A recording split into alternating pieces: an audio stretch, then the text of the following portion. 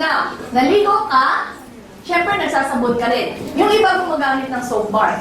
Pero may mga taong hindi sanay sa soap bar na. Gusto nila liquid. Meron tayong mas social na body cleanser. Ito pong pinatawag ng shower gel.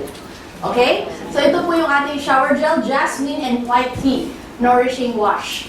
Okay? Ang ginagawa po niya, lalagay niyo po yan sa basang lupa, pabulain niyo, siya na po yung sabon niyo sa buong katawan. Now, may mga taong mas sensitive ang skin. Kailangan po ng hypoallergenic.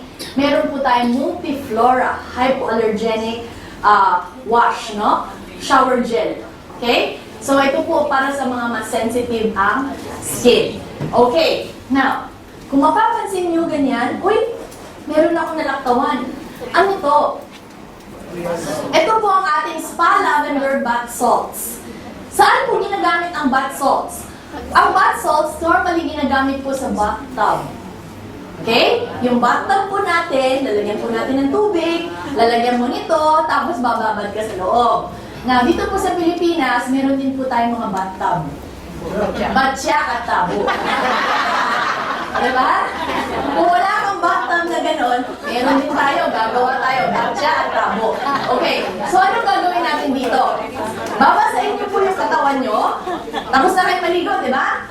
Basahin ang katawan, tapos ito po, kumuha ng kaunti, tapos ilagay po sa balat. Hindi po kailangan piskisin. Ilagay niyo lang maigi. Okay? Matutunaw po yan. Then, rinse off. Pag rinse off niyo po, ang lambot-lambot ng kutis ninyo.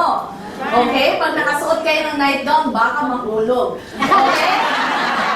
Yan. Okay? So, yan po ang ating bath salt.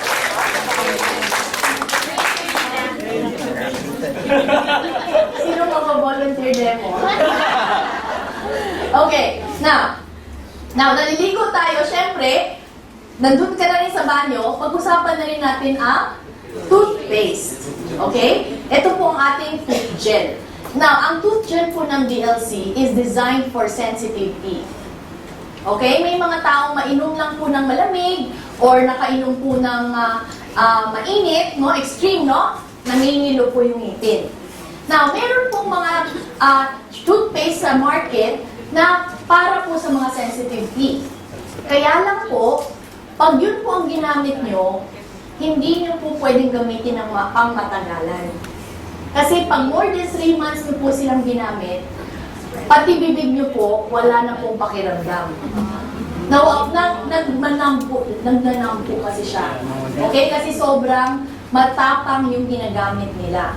Now, itong sa atin po, this is safe to use every day. Safe to use every day. Now, even children can use it. Okay? And our toothpaste also contains a little bit fluoride. Hindi po marami, just enough so that dentists approve it.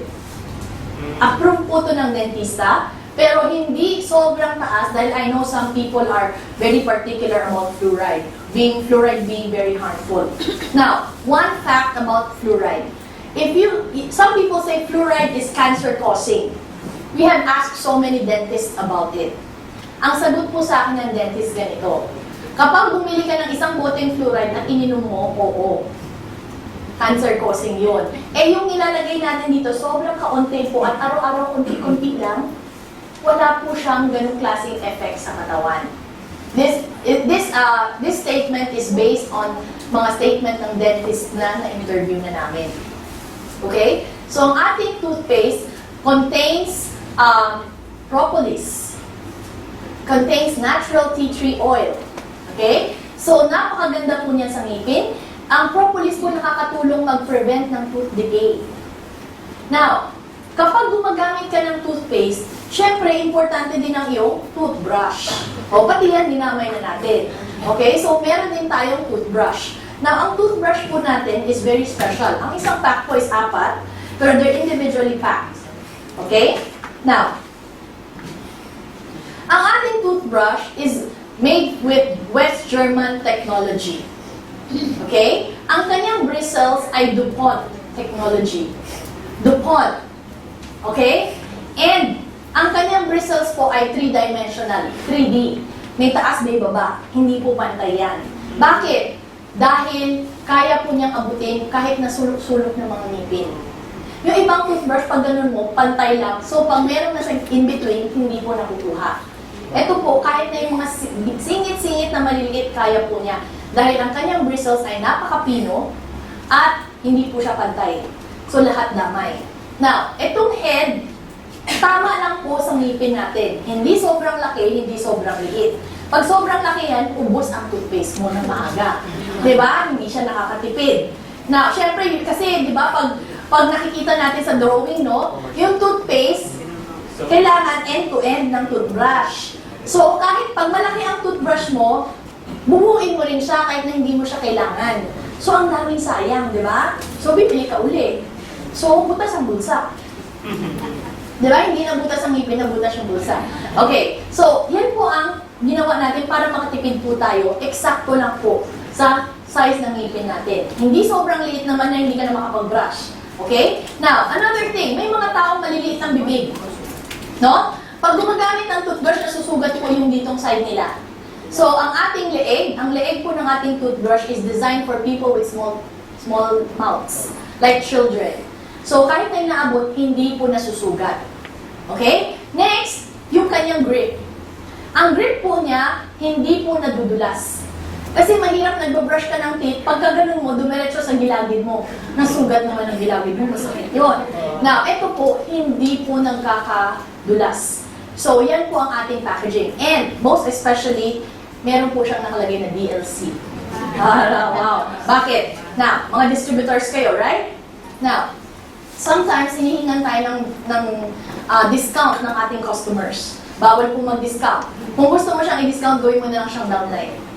Okay? Pero kung customer po siya, bawal po discount. So, ano pong gagawin natin? Imbis na discount po ang ibibigay ninyo, pwede mo na lang sabihin, kasi ang dami mo nang binili sa akin, reregaluhan kita ng toothbrush. DLC toothbrush yan. Ay, di yan basta-basta, ha? Now, kung gagamitin yan, di ba sa Pilipinas, ilang beses po tayo nagsisipilyo isang araw? 3 times. Yung iba, 5 times po nga. Di ba? Basta kalakain brush. Now, kung every time nagbe-brush siya ng teeth, ito yung hawak niya. Ano ang nakikita niya each time? DLC. Pag nakita niya DLC, sino maalala niya? Ikaw. Diba? So, pag every time nakakita siya DLC, ikaw yung naaalala. Pag pumunta siya sa supermarket, bibili siya ng toothpaste. Sino naalala niya? Ikaw. So, sabi niya, ay, hindi ako bibili. Hello? Mar? Pabili nga ng toothpaste. Diba? So, ikaw yung maaalala. Diba?